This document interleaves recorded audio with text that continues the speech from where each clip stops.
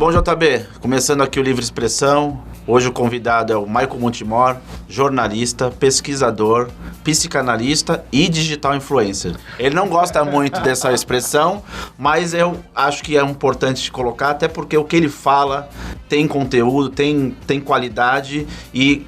Na era do excesso de informação, enquanto muita gente está se desinformando, quem passa informação de qualidade, seja via as redes sociais, seja via a revista dele, o programa na TV, Studio Box, eu acho que a gente tem que valorizar. Então, hoje eu quis trazer aqui, ele é meu amigo, conheci ele para falar de política e, no fim, acabei ganhando um amigo. Sim. Então, Michael, prazer de ter você aqui. Obrigado pelo convite.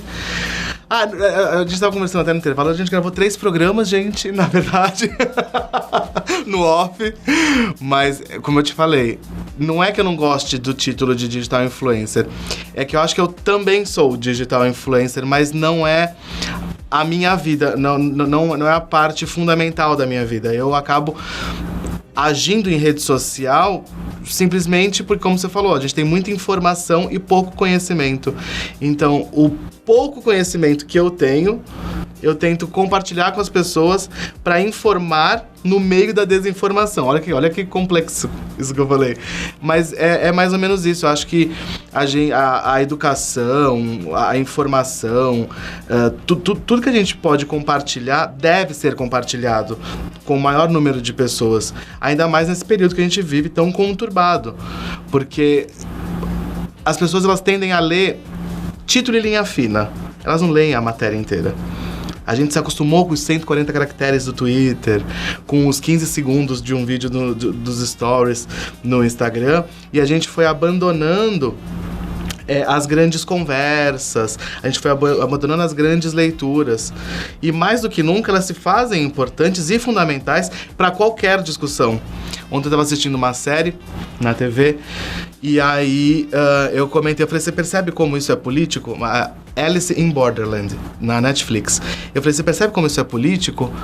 E aí o meu amigo falou, não entendi. Eu falei, nossa, isso é extremamente político. Ele tá falando de milícias no Japão. Ele tá falando de milícias, de um líder empoderado. E aí ele falou pra minha cara e falou, nossa, é verdade. E como que você consegue fazer esses links? Através de informação, através de estudo. Não tem jeito diferente. A gente precisa voltar a fazer, odes à cultura, odes à leitura, aos livros, porque é só assim que a gente aprende. Então, eu, como alguém que tem acesso a isso, eu tento compartilhar, mas é só como aventureiro mesmo. Então, e não vivo, não é minha profissão. Minha profissão é como jornalista. Mas você não acha que... Eu acho que a influência positiva vale, e acho que é isso que tem que acontecer. Eu acho que tem muita gente hoje que é leitora, como você falou, é de manchete. O cara lê manchete, ele já tem uma opinião sobre um assunto. Eu falei, não, você não leu, você não sabe nem o que tá no final da matéria para saber se a manchete bate com o que vai estar escrito no texto. E as pessoas se valem daquilo. Então, o que me preocupa? Você deu um exemplo. Às vezes você fala de um livro, mas tem gente que às vezes só quer ouvir o que você tem a dizer sobre o livro e não lê esse livro. Isso não é ruim? Isso é péssimo, como eu te falei. Se você abrir meu celular ali, eu todos os dias recebo pelo menos umas 10, 20 mentira, mas umas 10, 15 mensagens de pessoas pedindo que eu comente alguma notícia que está repercutindo na imprensa. E eu, nos últimos tempos, parei de fazer isso. Porque eu acho que as pessoas precisam tentar refletir sobre aquele assunto. E não só ficar ouvindo a minha opinião. Eu nem tenho tanta gente assim em rede social, tenho coisa ali de 70 e poucos mil seguidores no Instagram. Hoje, já foi mais, hoje é um pouco menos, as coisas da política acabou dando uma limpa e tudo bem. Se você não consegue conviver com o divergente, não sou eu que vou te obrigar a fazer isso. Eu convivo muito bem com o divergente. Eu caminho entre o diverso. E eu acho isso muito importante para a minha construção pessoal. Tanto que no meio da pandemia, me tornei acadêmico de psicologia e hoje já me formei em psicanálise clínica justamente para poder entender o comportamento humano. porque eu tinha muita curiosidade de anos, a política até me levou a isso, de eu olhar as situações acontecendo e as pessoas aplaudindo o absurdo. Eu falava, gente, como que as pessoas não estão vendo isso? Parece que elas apagaram o passado. Como a gente conversava no intervalo não, na prévia a gente falava dos alemães com relação ao Holocausto, ao nazismo, o que eles fazem, o quanto eles respeitam isso. Você não precisa apagar a história. Você não deve apagar a história, você deve relembrá-la o tempo inteiro, inclusive, para que esses erros não aconteçam novamente. Só que isso você só consegue fazer se você tiver conhecimento histórico. Sim. Se você estudar o suficiente. E não só ficar ouvindo a opinião de pessoas aleatórias em rede social, seja em podcast, seja em Twitter, seja em Instagram, e agora no TikTok. O que mais tem é gente que não dá opinião. Mas não é uma opinião que construa nada, é uma opinião que repercute. E aí você fica famoso e assim você acaba crescendo em rede social e ganhando patrocinadores. Pra quê? Pra quê? E você falou uma coisa que eu acho importante. A gente vive tempos difíceis. Acho que mesmo com tanta informação, você falou, existe muita desinformação. E isso faz com que nós vivamos em tempos difíceis. O que são tempos difíceis? Claro, a gente está vivendo uma pandemia, a gente vive, o mundo vive por conta da pandemia também uma crise econômica. Para piorar, a gente mora no Brasil, que vive uma crise de saúde pública, econômica e política. E a informação é algo que seria, essencial para a gente sair desse buraco. Esquece o mundo, mas vamos falar do Brasil. Como informar, como discutir isso em alto nível com as pessoas, se, volto a dizer o exemplo que eu dei, e você também falou, as pessoas vivem de ler manchete de jornal. Eu acredito que uma maneira de você conseguir informar o maior número de pessoas é você sair de alguns pedestais. Eu admiro, e hoje faço parte do laboratório do professor Pondé, na PUC, em São Paulo. Sou pesquisador da Danite Falbel Pondé, da crise do amadurecimento, e também de um laboratório de pesquisa de consumo, tudo dentro da PUC, sobre a direção do Pondé. E eu fui atrás disso através da internet, vendo e admirando as falas do professor Pondé, do professor Karnal, do professor Cortella.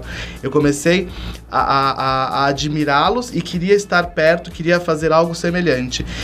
E a fala do Pondé, por exemplo, ela é uma fala que ela te aproxima, você consegue entender o que ele fala, apesar dele citar grandes autores, dele falar de assuntos e de temas complexos, ele traz o assunto para perto de você. O que eu tento fazer quando eu vou até uma rede social falar sobre algo complexo é justamente utilizar de um vocabulário e de expressões que estão mais dentro do meu tempo. De repente não caberia o professor Pondé falar coisas que eu falo da maneira com que eu falo, porque ele é de um outro tempo. E a gente deve respeitar isso. Então, você atualizar a informação, assim como você atualiza o público, acho que é o mais importante, é você falar a língua das pessoas. Até por isso que na pedagogia, quando você vai falar com uma criança, é recomendado que você se abaixe e você olhe nos olhos dela. Porque se você falar de cima, você só vai passar soberba e você vai impactar com medo. Nada além disso. A criança ela vai te respeitar ali por medo. E não porque realmente ela está compreendendo o que você quer. Então, se você quer que as pessoas realmente compreendam o que você fala, busca falar a língua delas. Mas você não precisa ser um idiota. Eu até citei Nelson Rodrigues quando a gente estava também na prévia. Os idiotas são muitos, eles estão entre nós o tempo todo. Mas você não precisa ser mais um idiota. É só realmente você não querer ser soberbo. Você não precisa estar abaixo, mas você também não precisa estar acima. Que a gente esteja na linha do horizonte. Porque se a gente olhar para cima, a gente cai. Se a gente olhar para baixo, a gente tropeça. Que a gente olhe sempre na linha do horizonte. E que a gente tente sempre passar a informação dessa maneira. Não para se engrandecer, mas sim para compartilhar a informação. Então, eu acho que como jornalista, eu tenho essa obrigação. E dentro das redes sociais, eu continuo sendo jornalista. Sabe assim? Eu não tô ali para ganhar like, para agradar ninguém.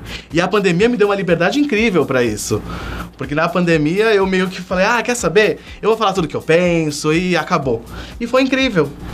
Eu tive uma adesão muito grande das pessoas com relação ao conteúdo. Não de das pessoas concordarem com tudo, mas das pessoas falarem, nossa, eu não tinha pensado nisso.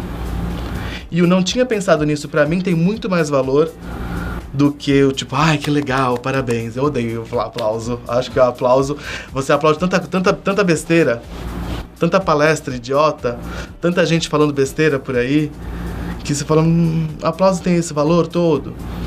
Às vezes o reconhecimento ele tá mais no silêncio do que no barulho. E assim, ter multiplataformas para isso, você acha que hoje é um caminho para poder informar, não digo de forma segmentada. Então, por exemplo, você tem a revista, você tem um programa, você tem o Instagram, tem o YouTube.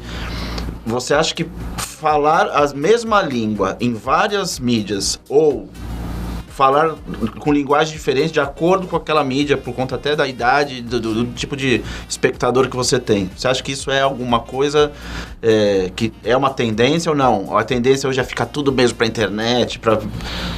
Eu lembro que eu li uma entrevista não, acho que no livro do Boninho, ele dizia que quando surgiu a rádio, falaram que o jornal iria acabar. Quando surgiu a TV, disseram que a rádio iria acabar. E agora surge a internet, disseram que a TV ia acabar. E a gente começa a ver que todos eles vivem em harmonia, sofrendo adaptações, mas o ser humano vive de adaptações. Nós somos adaptáveis e a gente muda o tempo inteiro. Então, adaptar o conteúdo da TV, da rádio para a internet é fundamental, porque você vai aumentar o seu impacto, porque muitas vezes a pessoa ela pode não estar assistindo o programa JB no horário que ele passa na TV, mas ela quer ter acesso a esse conteúdo e ela vai lá no backup, no YouTube e assiste esse conteúdo. E vai assistir esse conteúdo na íntegra. E através desse conteúdo ela vai assistir outro do mesmo projeto, do mesmo programa. Então, assim, você dá maior acesso. A internet, ela é uma possibilidade de você aumentar o impacto que esse conteúdo vai ter para as pessoas e gerar acesso. A gente pode usar isso de forma positiva ou pode usar de forma negativa, como tudo. Tem o Noah Harari, no livro dele, 21 Dicas para o Século XXI, ele diz das máquinas mortíferas, né? E ele diz assim, não haverão máquinas mortíferas se não houverem seres humanos que programem as máquinas para que elas sejam mortíferas. E é basicamente isso. Quem vai fazer o uso bom ou ruim das ferramentas é o indivíduo. Então, eu acho que a gente pode viver em harmonia com todas as ferramentas. Eu acredito na TV, como eu te falei já. A TV, a rádio, elas são chancelas de credibilidade. Porque você abre uma câmera e você falar besteira, você pode fazer isso com qualquer plataforma. Ou fazer uma dancinha. Não desmerecendo o trabalho de ninguém em rede social. Porém, eu acredito que a TV, a rádio, o jornal, a revista, elas dão uma chancela de credibilidade para o seu próprio trabalho. Pode ser uma dancinha. Você é o melhor dançarino. Você vai se tornar referência. Em algum momento, você vai estar em algum veículo oficial. E esses veículos vão realmente te dar essa chancela. Até para você ser verificado no Instagram, para você ser verificado no TikTok, você precisa ter um histórico, que a gente chama de clipping, dentro de grandes veículos. Porque aquilo oficializa quem realmente você é enquanto pessoa pública. Isso deve ser respeitado. Bom, Michael, já o tempo é curto. Eu ia dar algumas outras perguntas um pouquinho mais polêmicas, mas acho que vai ter que ficar para um próximo programa, que com certeza vai ter. E queria te agradecer mais uma vez aqui, em nome do JB, o Livre Expressão, e saber que, claro, posso contar com você numa próxima. Com certeza, com certeza. JB tá aqui do lado, gente. JB, meu berço de TV, sempre. Acho que foi o primeiro programa que eu trabalhei assim, foi apresentando a Atitude Certa aqui na casa. Um orgulho disso. Maravilha, brigadão. Obrigado a você. E até a próxima. Até. JB, tá aí. Michael Montemor, uma excelente figura, um cara sensacional, que é meu amigo, e eu fiz questão de trazer aqui no Livre Expressão para, por enquanto, é só um pequeno papo, porque vai ter mais. Um abração.